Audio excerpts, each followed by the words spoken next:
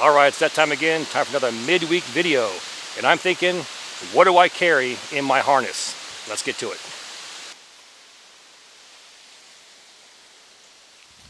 Last Sunday's video, for those that watched and most missed, I announced that I'd be in California cleaning out a storage locker. And in that storage locker, there was a ton of gear that I no longer use. Going through some of that stuff, I found a bunch of old military gear. And at some point, we have gear, military gear, and knives, and stabbing weapons, and all kinds of stuff that I'll be dumping on my Etsy page. So look forward to that. But going through some of that, I noticed old notebooks from mid to late 90s when I was a team leader, squad leader in the Marine Corps. And in those notebooks were tons of gear lists, week after week after week, of what we would be required to carry into the field. So at some point here in the future, I want to revisit that gear loadout because I have about 98% of that stuff at my house, and actually load everything up, bring it out to the woods, do a gear dump, and then an overnighter in the future. So today it got me thinking, why not do a current gear loadout of what I carry in my harness? Now, like I just said, this is not a military gear loadout. This is what I would carry on a day hike or a scout using this old school 782 gear Y harness from the late 90s. We're looking at, 5 to 7 pounds of weight. Enough stuff to go out there for the day, enjoy yourself. And if a worst case scenario happened and I was stuck out there, I'd be comfortable. On that note, let's get her done.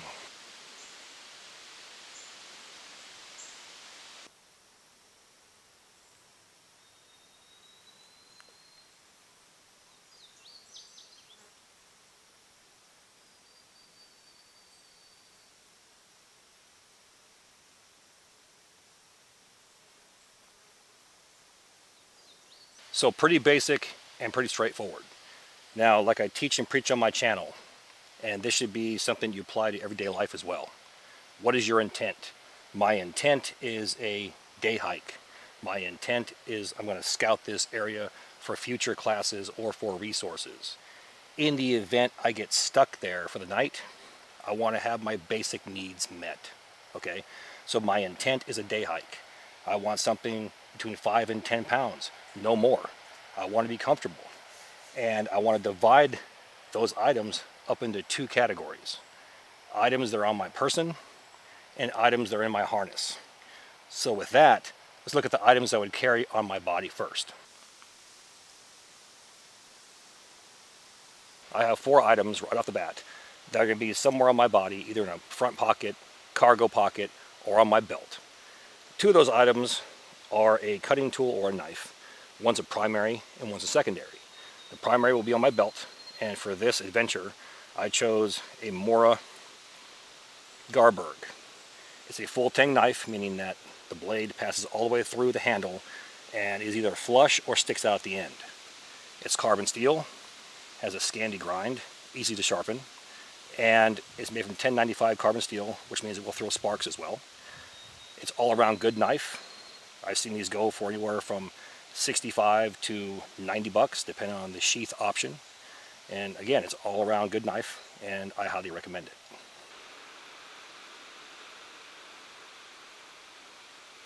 And now for your secondary.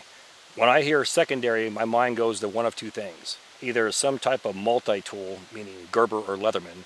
You got your pliers on there for cutting fences. You got Phillips head screwdriver attachments, flathead screwdrivers. Some even have sockets. So if you're into that, then by all means bring one. The other option my mind goes to is some sort of pocket knife. And it should be a pocket knife of your choosing. For me, it's going to be either a Swiss Army knife or Victorinox. Being that we're on a day hike or a scout, I'm not going to want to screw around with making friction fires with hand drill or bow drill. If I have to light a fire for emergency warmth to get dry or to signal for rescue, I want instant gratification, and that's going to be a Bic lighter, first time every time. Put that in my front pocket, I'm good to go. And the last thing you want to carry is some type of note-taking gear. This is from Right in the Rain, this outer cover as well as a notebook and the pencil itself. Now, Right in the Rain is on the more pricey side, but it's along the lines of buy once, cry once. It's waterproof, and I've never had a problem with this.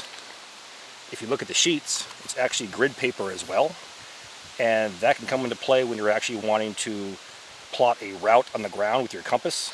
It all comes out the same, and you can take the sheet off and actually lay it down and orientate it north and see where you want to go, plot a route, and it works out pretty well. In the future I might do a video on that, but I highly recommend some type of notebook and note-taking gear.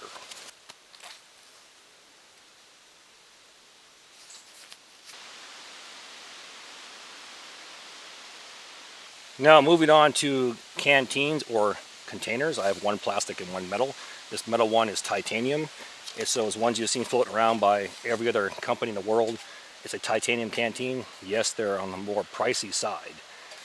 I want to say I've seen them for around, at the lowest, 50 up to about 65 or 75, depending on the options. There's a small little, in my opinion it's crap, but it's one of those little skillets and there's lids to it that all go in the stack. If you ignore all that and just buy the canteen, you're looking at about 45 to 50 bucks. However, it will last your lifetime. And the best part is it will fit into an ordinary canteen cover or sleeve that goes on the old school gear. Not the new Molly stuff, the old school stuff. And it's the only canteen I can find like this that will fit in there. Other than the stainless steel ones with those black screw-on lids, this is a wide mouth that will fit. So I chose this. Now, one thing is missing, no canteen cup. And here's why. If I have plastic canteens, I'll bring one metal container to boil or disinfect my water. If I already have a metal container, I have no need for extra weight as in a canteen cup. Make sense? I can boil it directly right here, dump it into the plastic one, and then boil this one as well. We're talking about eliminating ounces with a canteen cup, but if it's not needed, I'm not going to carry it.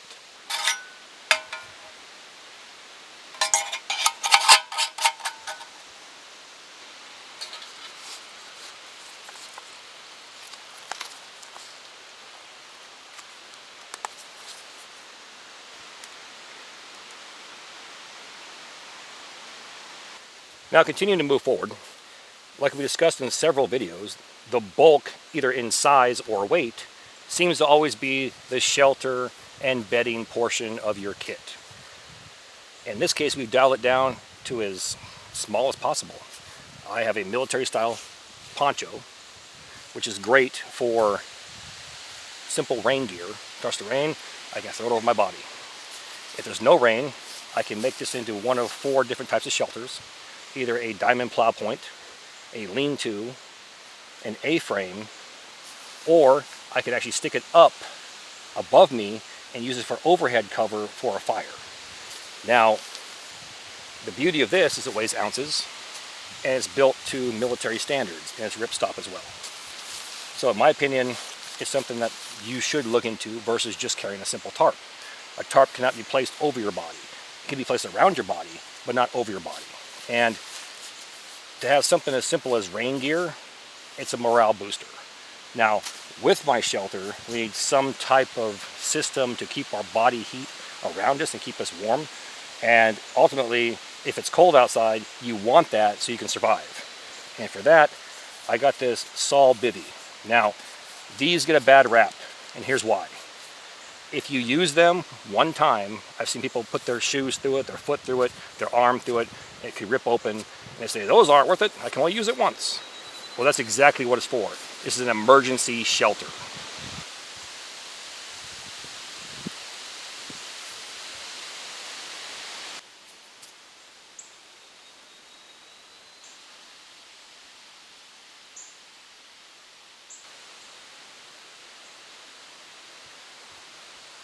A while back, one of my students introduced me to this spool tool.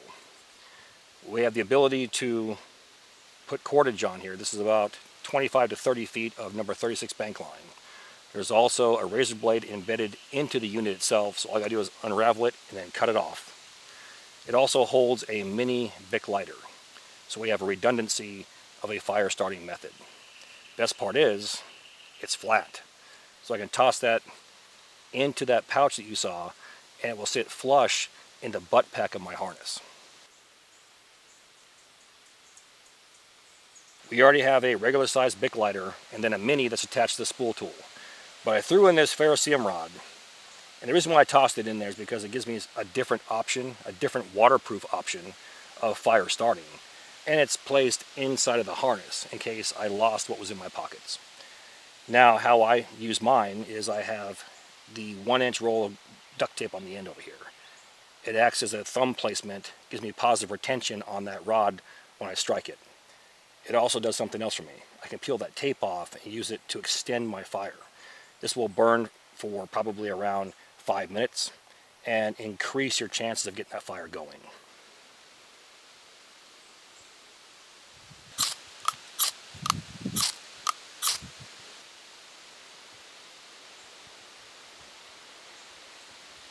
So now we want to talk about fire starters. I showed you a fire extender with the duct tape, but the fire starter of my choice right now that I'm stuck on is this Fiber Light. It is finely ground wood fiber mixed with wax. It's all natural, and it looks like wood pulp.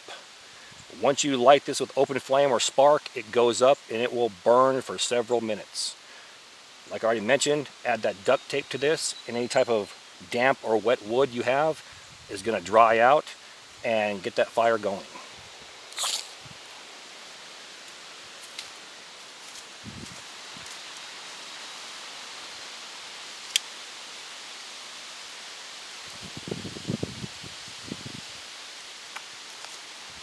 And the last thing is you want some type of flashlight.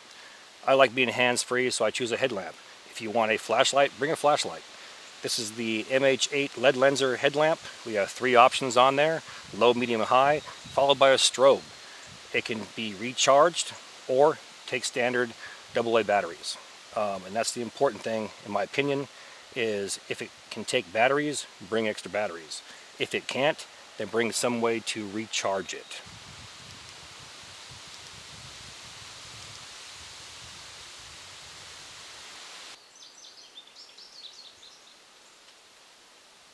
Now it brings us to land navigation.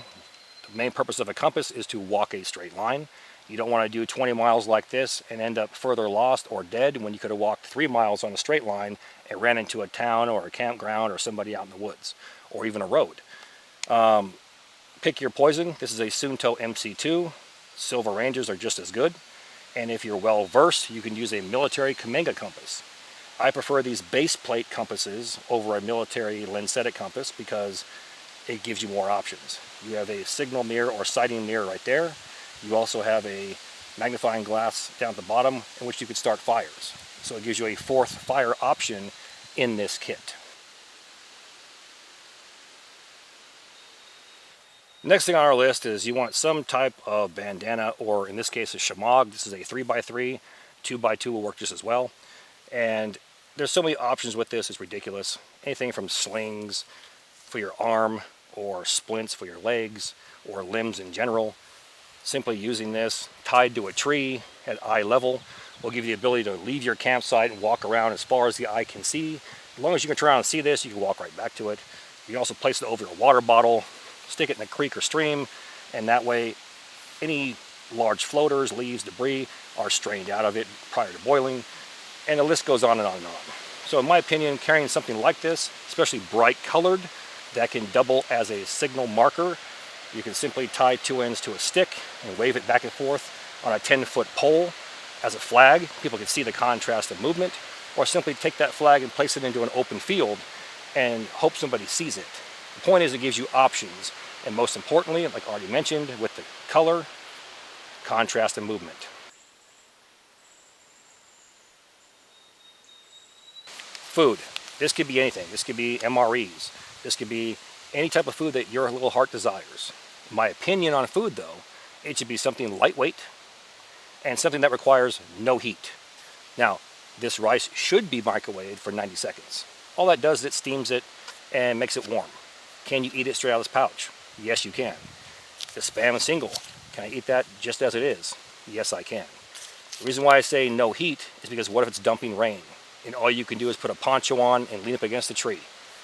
I'm starving. It's been 12 hours. It's been 18 hours. I can go ahead and eat this, collect my thoughts, collect some water, and decide what I'm going to do next. Heating your meals is always a plus. It's a morale booster. But in the event that you can't, you want to have some type of food, like a dehydrated meal where you got to add water to it, boiling water to it, and you can't do that. Now what do? You're crunching away, hoping it all works out, right? So something to think about. Bring something that works for you, that's lightweight, and requires no heat.